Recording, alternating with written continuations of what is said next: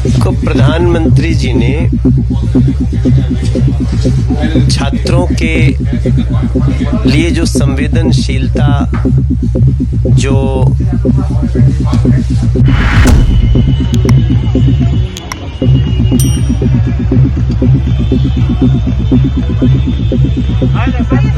कहाँ पे ले जा रहे हैं? सर की गाड़ी है, सर की गाड़ी है, सर की गाड़ी।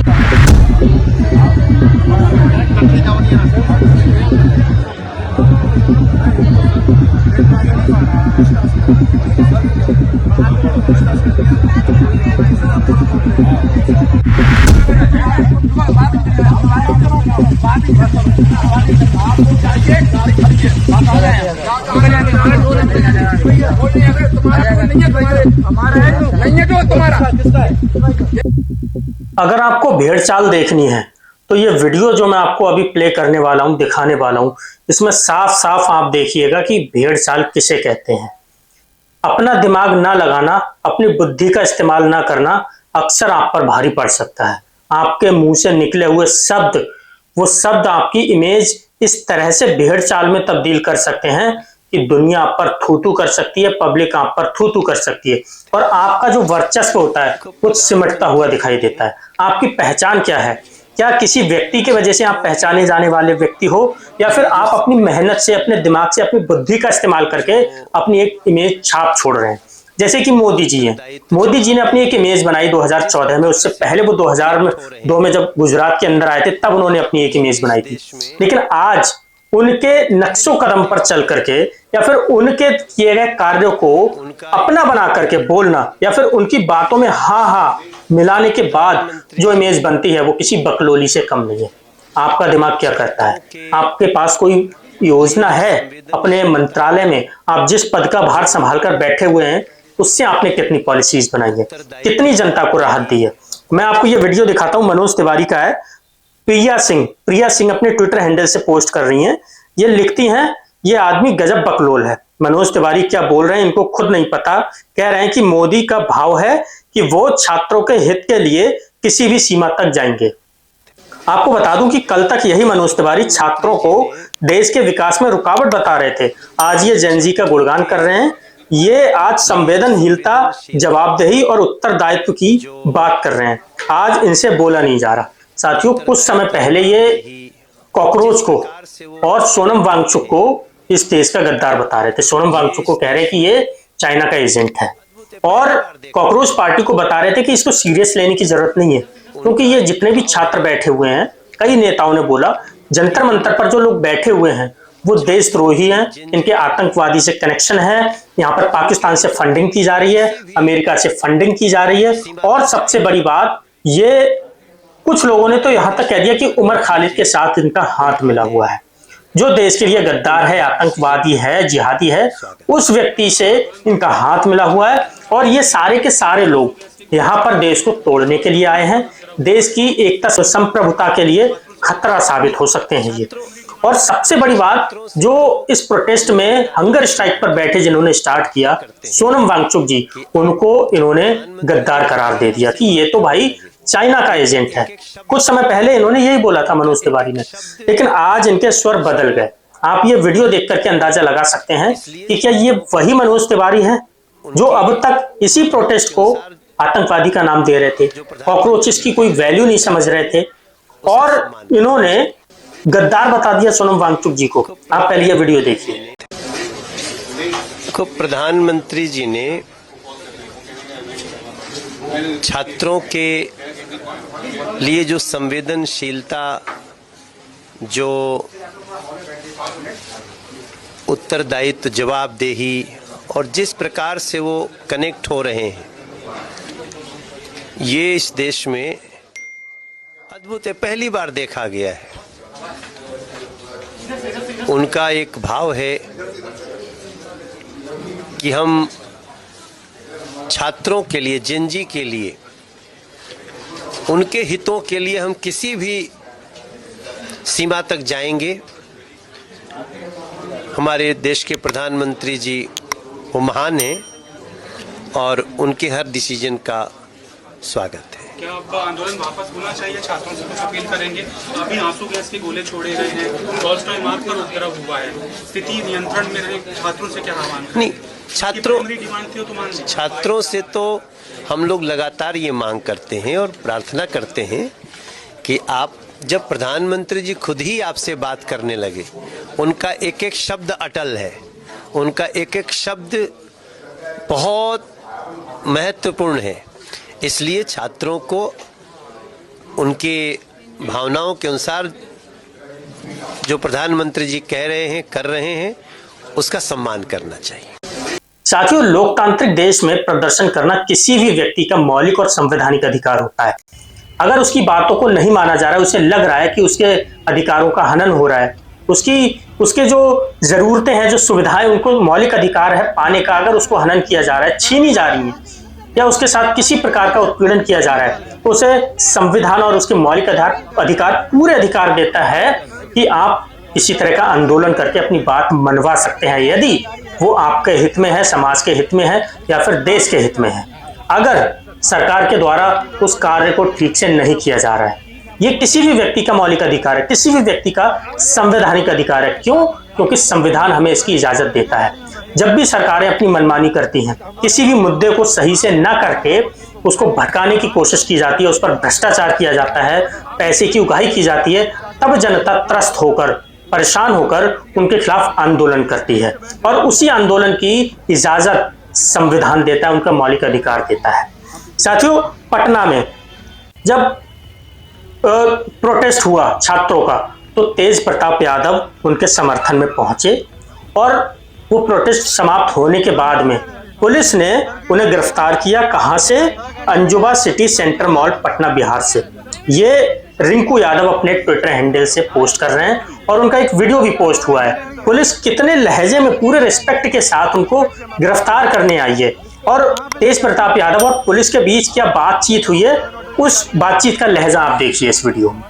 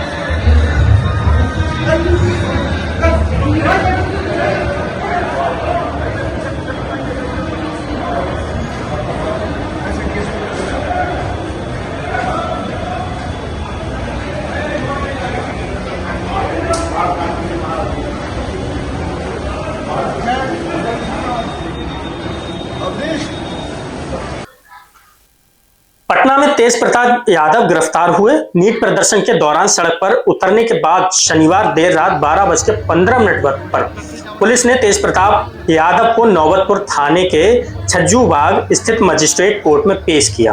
कोर्ट ने उन्हें 14 दिनों की न्यायिक हिरासत में भेज दिया है। इसके बाद उन्हें बेऊर जेल भेज दिया गया है।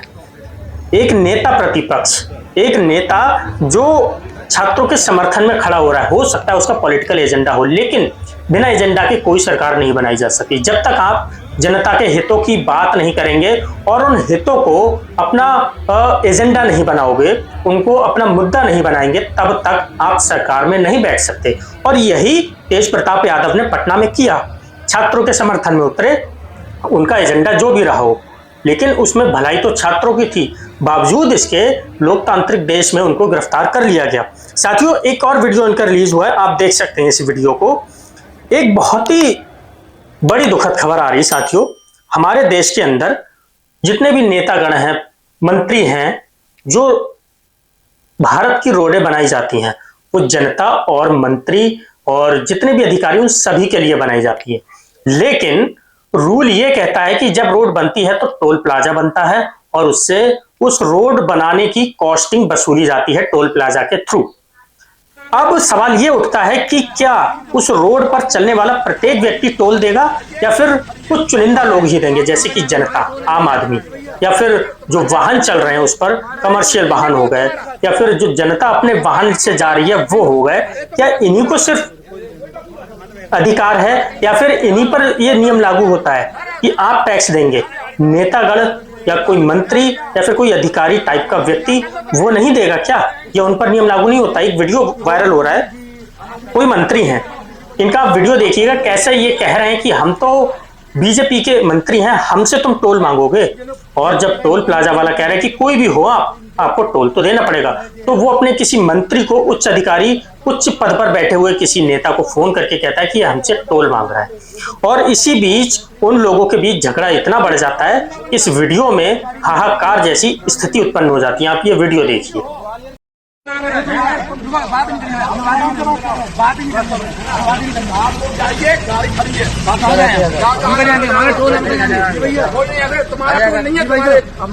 नहीं है टोल तुम्हारा, किसका है?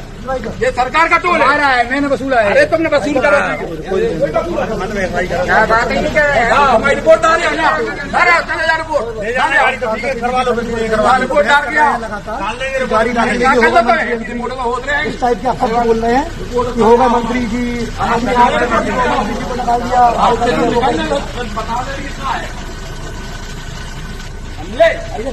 ये लोग कह रहे होगा मंत्री जी, मुझे कोई मतलब नहीं, मंत्री नीचे सरकार का टोल है, ये है वो है। तो एक पहले लड़का बदतमीजी कर रहा था, तो हम लोग सोचा कि मिल आएंगे तो बच्चों से बात करेंगे।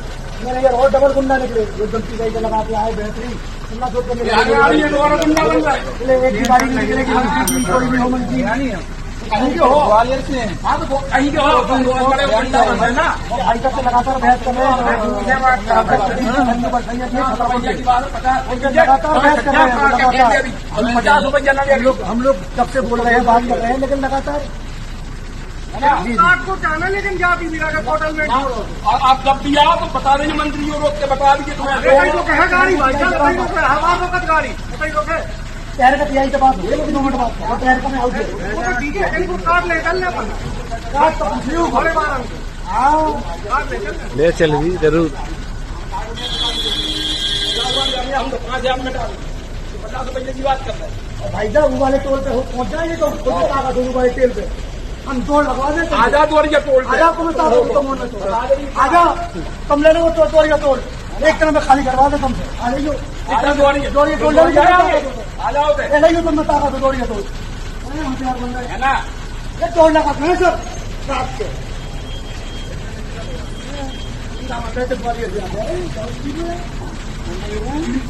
फलाना टोल वाले हैं, एक बार हमारे लगा रहे थे 200 गाड़ी लेके 200 गाड़ी लेके जो है मारे को उसने माफी मांगी भाई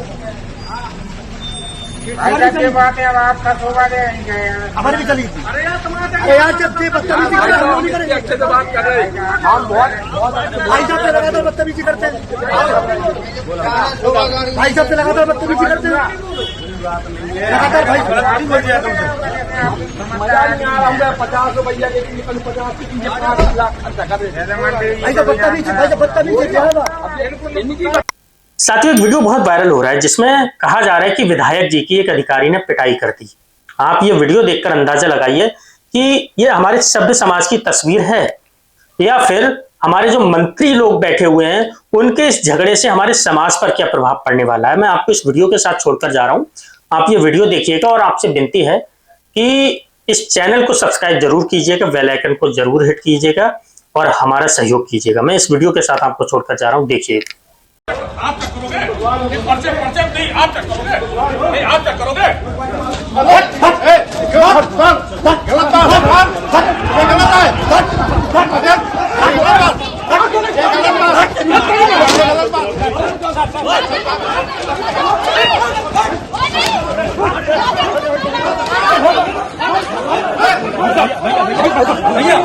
भैया जी को ले जाओ।